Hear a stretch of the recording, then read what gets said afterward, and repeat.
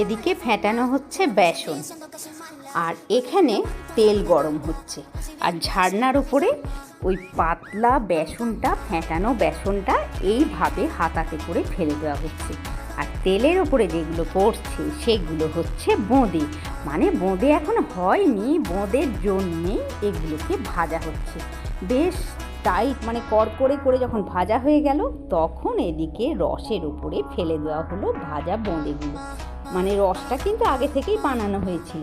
আর বোঁদে বানানো যে এত সহজ আমি কিন্তু আগে জানতাম না, মানে এই গ্রামের বাড়িতে বোঁদে হলো, পুজোর সময় বোঁদে হলো বলে জানলাম যে বোঁদে বানানো এত সহজ। আর যিনি ভাবছেন তিনি গ্রামের বাড়িতে ওই কদিন আমাদের রান্না করেছিলেন।